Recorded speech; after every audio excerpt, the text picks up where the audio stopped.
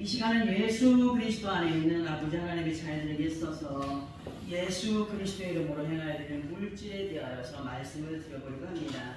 언제부터인가 그런 사람들로 하여서 구약의 율법 시대는 이미 지났고 예수 그리스도로 인한 은혜의 시대가 되었기 때문에 구약에서의 말씀보다 신약에서의 말씀이 집중하여 가는 것이 맞다는 식으로 말하는 사람들이 있고 또 거기에 취하여서 그렇게 이끌려가는 사람들이 있습니다. 그리고 그런 사람들의 말에 현혹이 되어서 하나님께 대한 믿음보다 그러한 것들을 주장하는 사람에게 믿음을 보여가는 무리들이 있음을 보게 됩니다. 진실 우리가 예수 그리스도 안에 있다면 구약과 신약을 따로 분리하여서 구약의 율법을 지나갔다. 은혜의 시대가 왔으니 신약에서의 말씀만 하는 식의 현혹에 빠지지 말아야 됩니다. 마태복음 5장 18절 19절을 통하여서 보게 되면은 예수님께서 친히 하신 말씀이 기록이 되어 있습니다. 무슨 말씀이냐? 진실로 너희에게 이르노니 천지가 없어지기 전에는 율법에 하나도 1.1획도 결코 없어지지 아니하고 다 이루리라. 그러므로 누구든지 이 계명 중에 지극히 작은 것 하나라도 버리고 또 그같이 사람을 가르치는 자는 천국에서 지극히 작다 일컬음을 받을 것이요 누구든지 이를 행하며 가르치는 자는 천국에서 크다 일컬음을 받으리라고 말씀을 해주셨습니다. 그러니까 뭐냐? 잘못 가르치는 자들은 상급이 없다는 거예요. 하나님께서 인정 안 하신다는 거예요. 말씀 그대로의 맥을 가지고 가르치는 자가 하늘에서 큰 자라고 인정을 받는다고 말씀하십니다.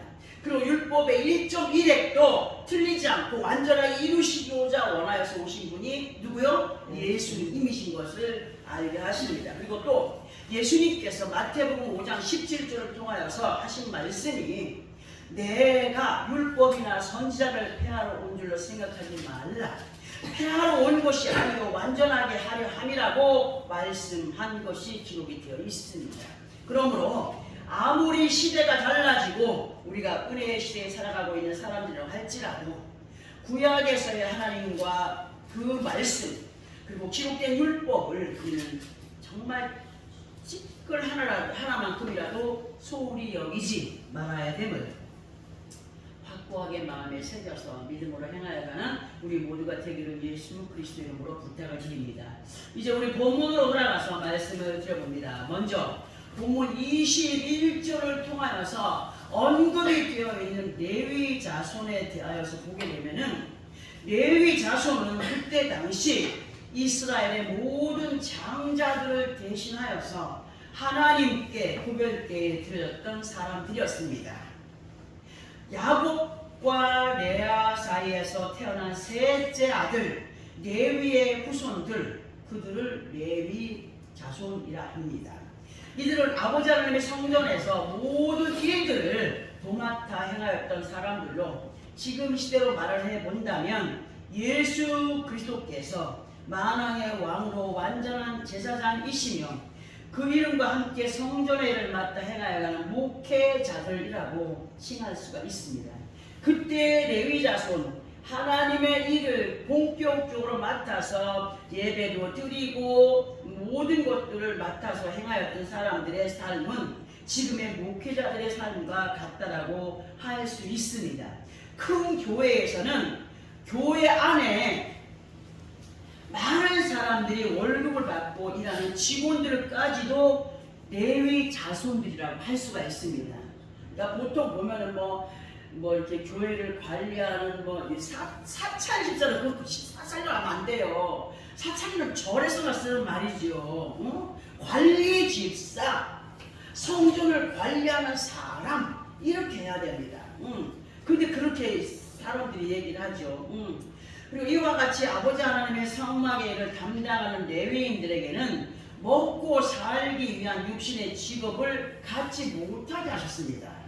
너희는 먹고 살기 위해서 밖에 나가서 열심히 일해가지고 돈 벌어서 먹고 살아라 하지 않았다는 겁니다. 오직 아버지 하나님의 성막에서의 일만 전념을 하게 하셨습니다. 이러한 내용들이 민수기 18장 24절에 기록이 되어 있는데요. 그 말씀을 보게 되면은 이스라엘 자손이 여호와께 거제로 드리는 11조를 레위인에게 기업으로 주었으므로 내가 그들에게 대하여 말하기를 이스라엘 자손 중에 기업이 없을 것이라 하였노라 하셨고, 그리고 민수기 18장 19절 20절을 통해서 보게 되면은 이런 말씀이 있습니다. 이거 함께 합독해 봅니다. 우리 민수기 18장 19, 20절입니다.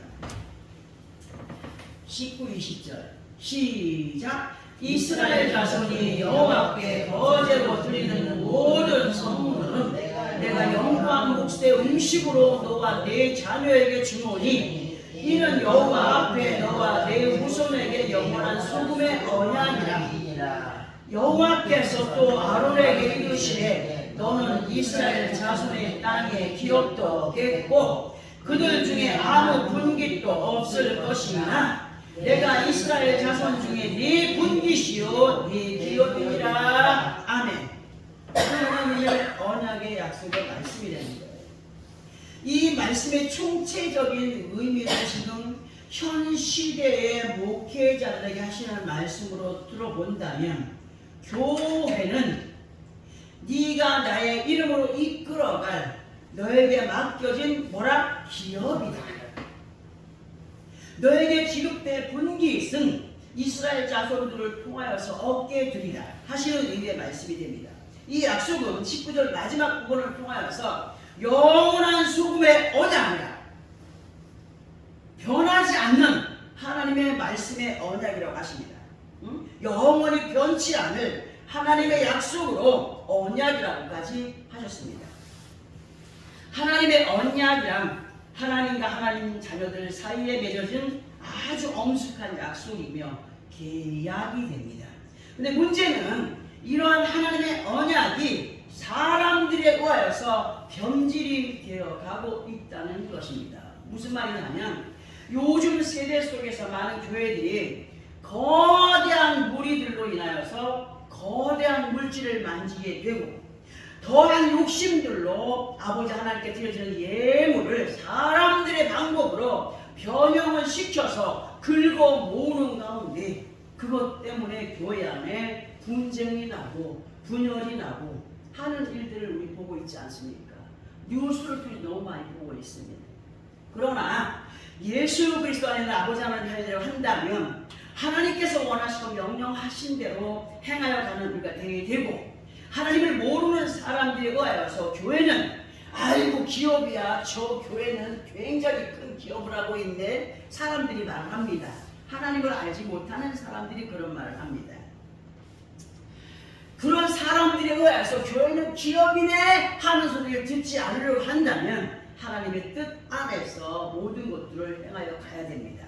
믿음의 사람들에게 있어서는 아버지 하나님께 드리는 예물에 대한 본질이 정말 하나님께서 원하시는 뜻 안에서 이끌림 받아야 되기 때문에 잘 듣고 이함으로 행하여 가는 우리 모두가 되기를 바랍니다. 사람들은 이런 말을 합니다. 콩 심은데 뭐가 나요? 콩 심은데 콩 난다 그러죠. 또 팥 심은데 팥 난다 합니다. 그러나 사람들의 삶을 보면은 콩 심은데 콩 나고 팥 심은데 팥 난다라고 하는 것에 대한 이론에 잘못된 개념을 가지고 살아가는 사람들이 있습니다. 요즘 보세요. 투기하는 사람들이 얼마나 많습니까? 세상에. 뭐 때문에? 하나를 심어놓고 10배, 100배, 1000배를 거두려고 하는 사람들의 심리가 있어요. 자, 그런데 우리가 예수 그리스도 안에서 콩 심은 데 콩 나고 팥 심은 데 팥 난다라고 하는 의미를 보면은 사람들은 콩만 심어놓고 하나님께 뭐까지 바래요? 왜 팥은 안 주십니까? 합니다. 왜 팥은 안 주십니까? 또 팥만 심어놓고 왜 나한테 콩은 안 주십니까? 합니다. 오늘 말씀을 드리면 그것이 깨달아질 겁니다. 갈라디아서 6장 7절의 말씀을 보면 스스로 속이지 말라. 하나님은 업신여김을 받지 아니하시나니 사람이 무엇을 심든지 그대로 거두리라고 말씀이 기록되어 있습니다.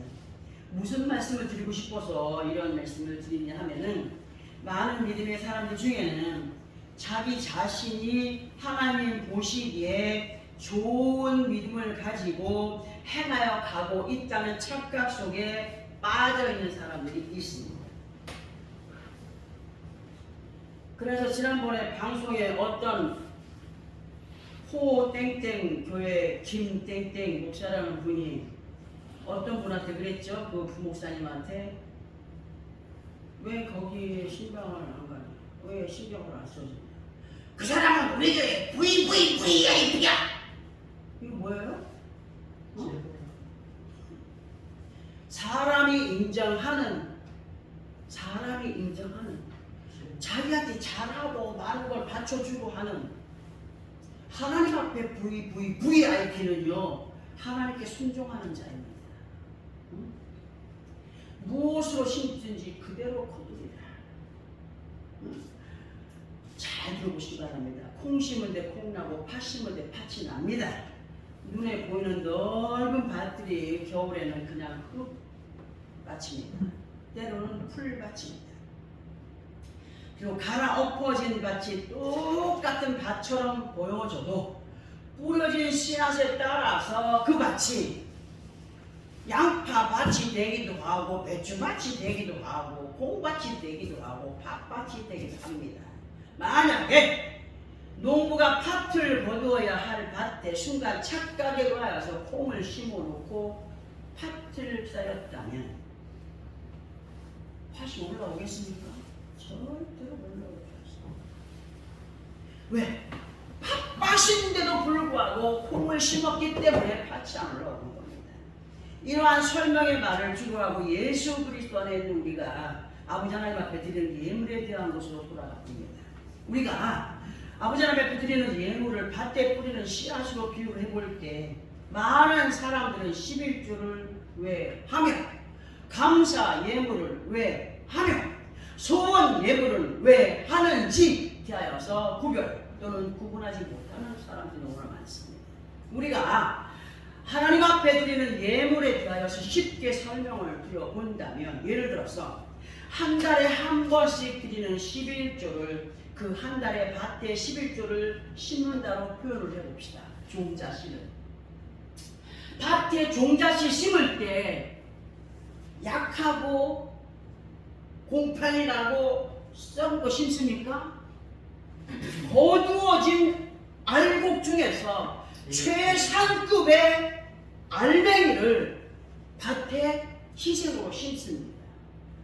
그리할 때 요만큼 가지고 뿌려서 싹을 틔우는데 밭 하나를 다 이루는 역사가 나타나죠. 그렇게 우리는 한 달에 11조를 그 한 달에 밭에 11조를 심다고 표현을 해볼 때 이것은 단순하게 내가 한 달 수고한 것을 쪼개어서 낸다라고 하는 마음을 갖고 행한다면 그 11조에 대한 개념은 틀린 겁니다. 절대로 틀린 겁니다. 네. 모든 소득이 누구의 은혜 안에서요? 아버지 하나님의 은혜 안에서이며 삶의 주인 되시는 아버지 하나님께서 허락하신 것입니다.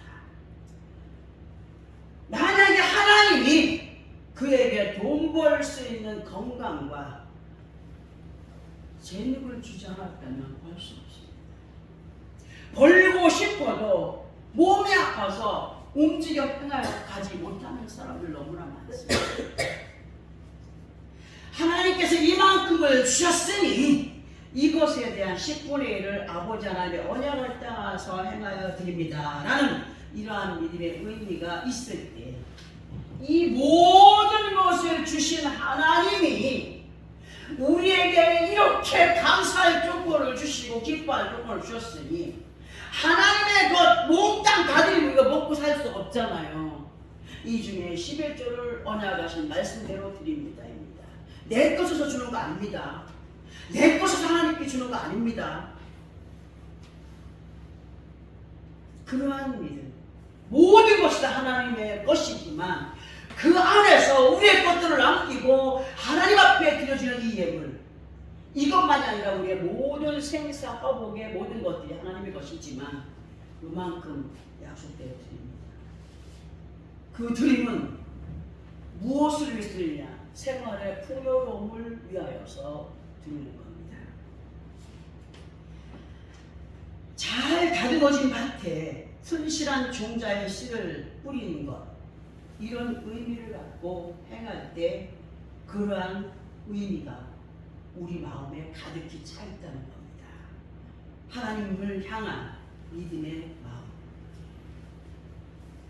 그런데 우리가 예수의 이름으로만 심어가는 믿음의 밭은 11조만 있습니까? 아닙니다. 감사의 밭도 있습니다. 소원의 밭도 있습니다. 또 각종 절기의 밭이 있습니다. 그런데 대부분의 사람들은 이러한 믿음의 밭을 뭐합니까? 소홀히 여깁니다.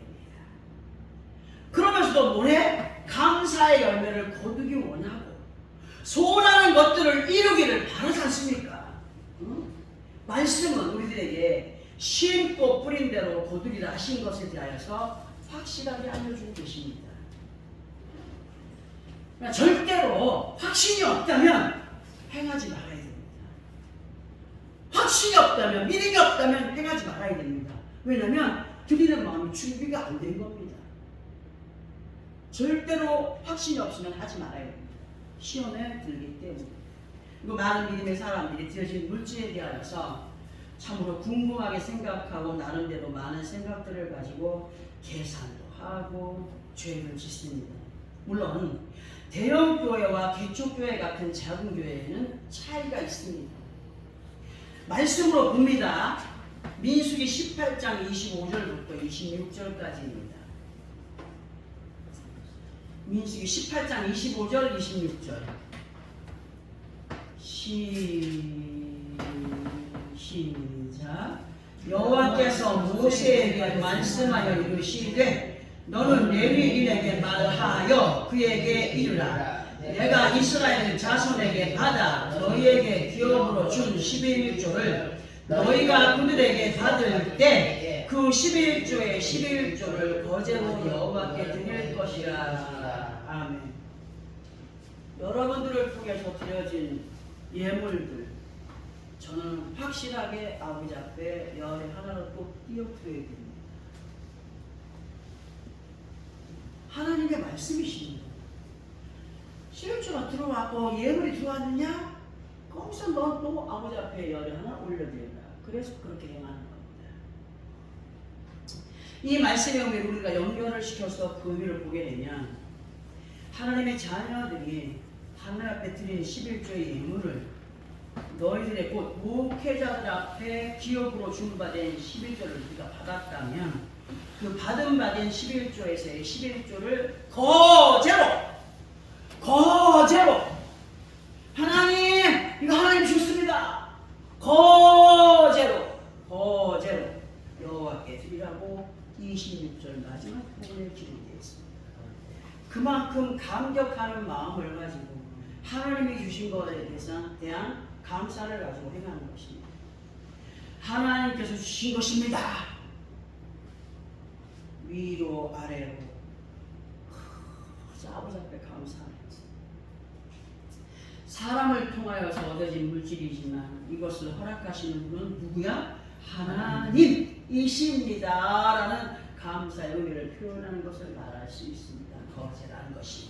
그리고 18장 31절에서의 말씀을 보면은 너희와 너희의 본속이 어디서든지 이것을 먹을 수 있음은 이는 희망에서 일한 너희의 뭐라? 보수임이니라 하셨고 32절에서는 너희가 그중 아름다운 것을 받들어 드린즉 이로 말미암아 죄를 담당하지 아니할 것이라. 너희는 이스라엘 자손의 성물을 더럽히지 말라. 그리하여야 죽지 아니하리라고 하셨습니다. 만약에 어떤 목사가 이 물질을 받아갖고 투자를 한다, 아니면 가서 어디 와인도 한 잔씩 마신다 그래가지고 어디 가서 어떤 교주는 하나님의 자녀들에게 막 강요한 작정금 들여진 귀한 예물을 들고 외국 나가서 뭐 했다고요? 빠찡꼴 했다는 거 아닙니까? 어? 핑계가 뭐였어요? 뿌려서 교회를 위해서 쓰려고 했다. 옳은 행실이었나요? 절대로 옳은 행실이 아니었습니다. 하나님께서 하나님의 자녀들을 통하여 허락하신 예물이 노름이나 투기에 쓰여진다면 그렇게 사용한 사람을 죄 없다 하지 않으리라 하시면서 영원한 죽음에 이르지 않기 위해서는 하나님의 성물을 더럽히지 말라고 32절 마지막 부분에 기록을 하고 있습니다. 이제 다시 본문으로 돌아가서 앞부분에 설명되진 말씀들에 대하여서 다시 한 번 더 복습을 한다는 마음으로 함께 합독을 해봅니다. 21절입니다. 본문 시작. 내가 이스라엘의 11조를 레위 자손에게 기업으로 다 주어서 그들이 하는 일, 곧 회막에서 하는 일을 감나니 이 무릇은 이스라엘 자손이 회막에 가까이 하지 말 것이라 죗값으로 죽을까 하노라. 아멘. 사람의 말이 아닙니다. 무슨 말이냐? 이 말씀의 의미는 이미 앞부분에서 설명을 드렸기 때문에 더 이상의 설명이 필요가 없겠으나 다시 한 번 더 말씀을 드려봅니다. 하나님께서 하나님의 자녀들 곧 예수 그리스도 안에 있는 믿음의 사람들을 통하여서 받으시는 11조는 하나님의 성전의 일을 맡은 이들에게 보수로 주신 것이다라고 하셨습니다. 그러면 큰 교회에서는 그 돈이 어떻게 됩니까? 모자랍니까? 넘쳐납니다. 맞습니까? 안 맞습니까? 넘쳐나는 물질이 다 그 목사의 것이냐 할 때 그게 아닙니다. 절대로. 물질을 관리하는 회계 담당이 따로 있고 목사에게 정하여진 월급과 그리고 그에게 필요한 전반적인 물질을 줍니다. 그리고 그 나머지의 금액으로 교회 안에 가난한 학생들을 장학금으로 돕고 여러 형태의 제목들에 의해서 물질이 사용이 됩니다. 그러나 그 안에서 보이지 않는 비리로 생겨나는 것이 다반사입니다. 근데 22절에 뭐라고 기록이 되어 있습니까? 이 무로는 이스라엘 자손이 회막에 가까이 하지 말 것이라 죗값으로 죽을까 하노라 하셨습니다. 많은 사람들이 물질을 내고 그리고 그것이 어떻게 쓰여지냐 궁금하긴 하지만 왜 그렇게 씁니까? 왜 그렇게 씁니까? 왜 그렇게 씁니까? 참견하는 사람이 있습니까? 없습니까? 이 말씀 뭐라 그랬어요? 가까이 하지 말라 그랬어요. 한 번 드린 것은 누구한테 드린 거야? 하나님한테. 그가 어떻게 활용을 하든지 교회에서 그것을 어떻게 활용하든지 참견하지 말래. 왜? 그 몫은 하나님이 그 사용한 자에게 준다는 거예요. 죽일 자는 죽이고 복 받을 자는 복 받게 하신다는 거 아니겠습니까? 하나님의 자녀들이 하나님의 말씀을 따라서 11조를 드리고 감사 예물을 드리고 소원 예물을 드리고 했다면 그것은 사람에게 한 것이 아닙니다. 사람에게 한 것이 아니라 누구 앞에 한 거라고요? 하나님 앞에 행하여진 것으로 드려진 이후에 그것이 어떻게 쓰이는지 참견하라고 했습니까? 참견하지 말라고 하시는 말씀이십니다. 오히려 믿음으로 드린 것에 대한 결과가 죽음이 될까 염려가 되는구나 하시는 말씀이 됩니다. 내 것 주는 거 아닙니다. 하나님이 주신 적든지 많든지 하나님이 모든 주신 것에 대한 것에 일부분을 하나님 앞에 드리는 겁니다. 그것을 사용하는 겁니다. 이런 것에 대하여서 여러 가지 잡다한 소리도 해볼 수가 있겠지만 잡소리가 들어가면 설교가 아니라 잔소리가 되기 때문에 생략을 하고요. 사도 바울께서 고린도후서 9장을 통해서 언급해 놓으신 말씀을 연결을 해볼까 합니다. 하나님께 드리는 연보는 곧 예물은 억지로가 아니라 믿음으로 준비된 예물이 참된 예물인 것을 고린도후서 9장 5절에 기록을 하고 있습니다. 그런데 문제는 이렇게 믿음으로 육신의 것들보다 먼저 우선으로 준비되어져야 될 아버지 하나님께 드릴 예물을 대부분의 사람들은 이것저것 다 쓴 연애, 이것저것 다 계획한 대로 다 집어넣은 후에 나머지를 갖고 행한다는 겁니다. 여러분들 틀렸습니다. 절대로 틀렸습니다.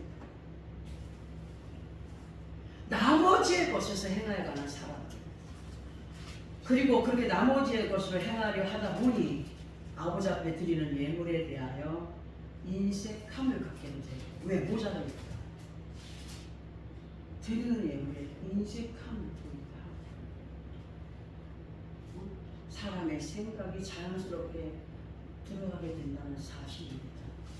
고린도후서 9장 6절에서 7절을 보게 되면 적게 심는 자는 적게 거두고 많이 심는 자는 많이 거둔다시는 말씀과 함께 각각 그 마음에 정한 대로 할 것이요 인색함으로나 억지로 하지 말지 하나님이 즐겨내는 자를 사랑하시느니라고 7절에 기록을 하고 있습니다.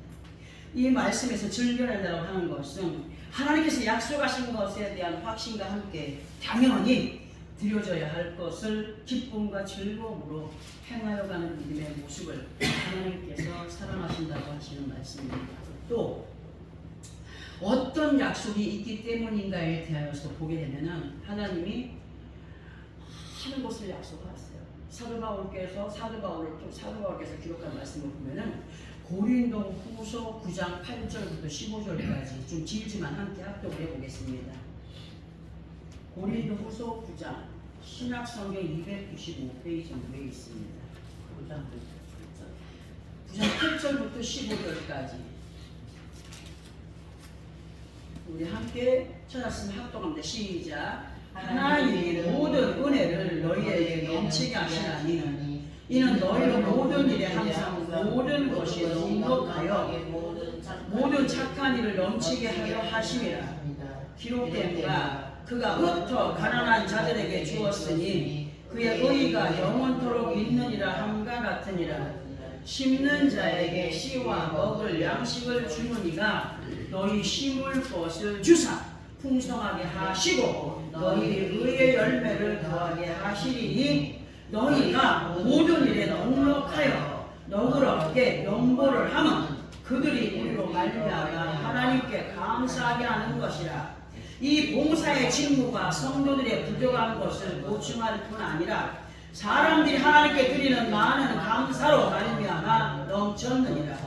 이 직무를 증거를 삼아 너희가 그리스도의 복음을 진실이 믿고 복종하는 것과 그들과 모든 사람을 섬기는 너희의 후한 연보로 말미암아 하나님께 영광을 돌리고 또 그들이 너희를 위하여 간구하며 하나님이 너희에게 주신 지극한 은혜로 말미암아 너희를 사모하느니라.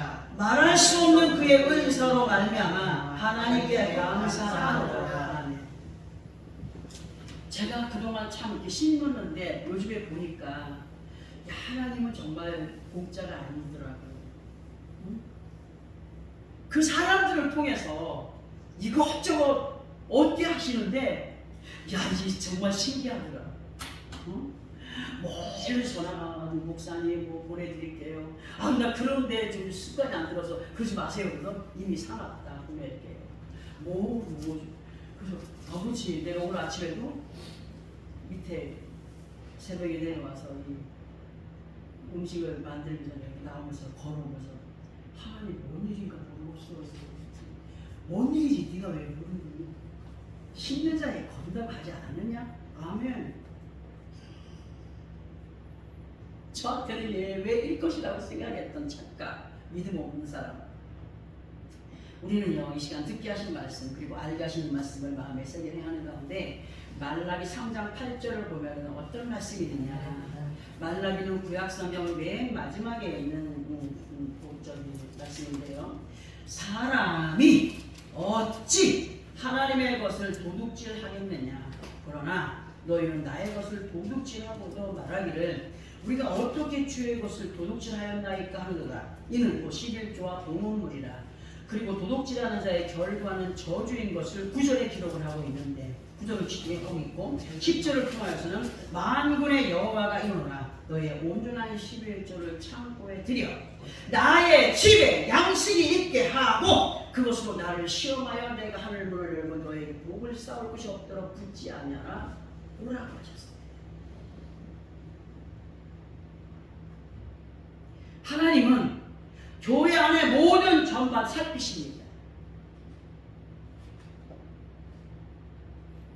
가정에서의 삶도 살피십니다. 기도하시는 거 하나님의 축복입니다. 한쪽에서 만약에 뭐가 필요해서 근심하고 걱정한다면 그건 하나님께 부응하는 믿음의 삶이 아니라는 겁니다. 하나님은 우리에게 그냥 내놔 하시는 분이 아니라 너희의 물질을 창고에 들여 나의 집에 양식이 있게 하고, 어떤 목사님들은 어려우니까 공사판에 나가서 일을 하더라. 그러면 이 말씀으로 볼 때 공사판에 나가서 일하는 목사나 공사판에 나가도록 만들어버린 양떼들에게 하나님 뭐라고 하시겠습니까? 공사판에 나가서 일을 하다 보니 말씀이 준비가 되겠습니까? 안 돼요. 지친 모습 보입니다.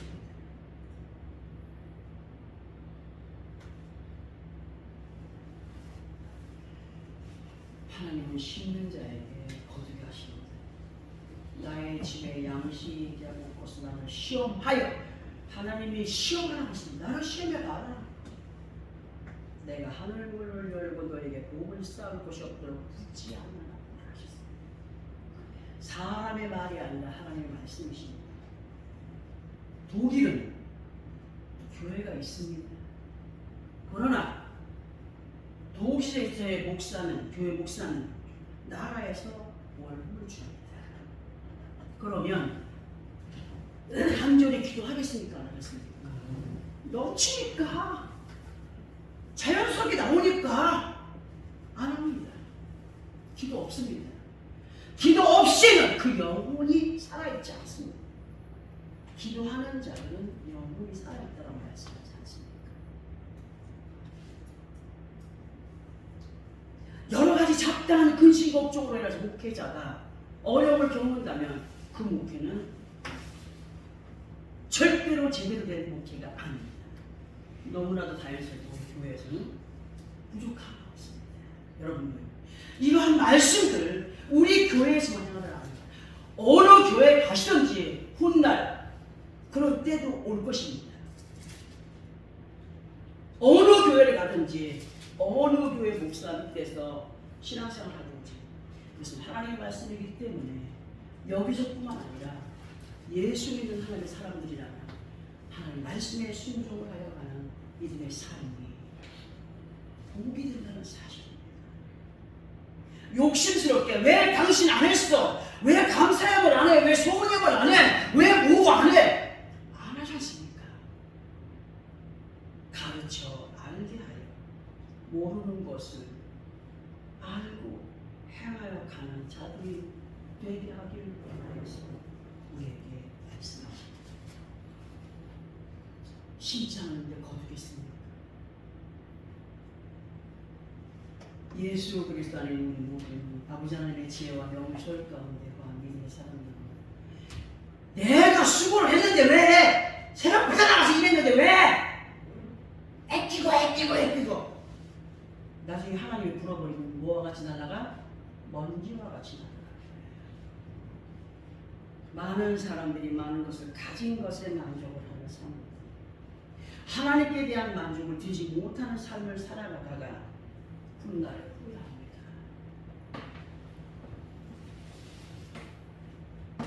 내가 수고한 것에 이것을 왜 해야 되느냐? 그건 악한 마음입니다. 믿음의 마음이 아닙니다. 하나님께서 주신 많은 것의 일부를 드리는 것이다. 그 드릴 때 진정한 마음에서 오라는 감사와 기쁨과 즐거움으로 행함을 가는 사람들에게, 그리할 때 하나님께서 주시라고 약속하신 많은 것들이 계획 안에서 이루어진다는 사실을 잊지 마시기 바랍니다. 내 생명도 내 거 아닙니다. 내 건강도 내 거 아닙니다. 내가 가지고 있는 모든 거 내 거 아닙니다. 하나님께 인정이 될 때 비로소 그것은 내 것이 됩니다. 오늘 주신 말씀들을 마음에 새기고 하나님께 영광을 돌리는 믿음의 삼습니다. 정말 복된 삶을 누려가는 것은 오늘 우리 주신 말씀 정말 마음에 새깁니다. 옆에 사람들에게 내가 잘 보여야 될 사람들에게 잘 보이는 것도 중요하지만 눈에 보이지 아니하시는 그로와 하나님을 더 가까이 기쁘시는 우리의 사람으로 하나님 약속하신 아름다운 축복을 마음껏 누려갈 수 있는 우리의 승자의 인생이 오나니 듣게 하신 말씀을 소리가 있지만 귀담아 듣고 아버지의 믿음으로 행해야 되는 우리 모두의 삶을 이루어지기를 예수 그리스도 이름으로 축원합니다. 아멘.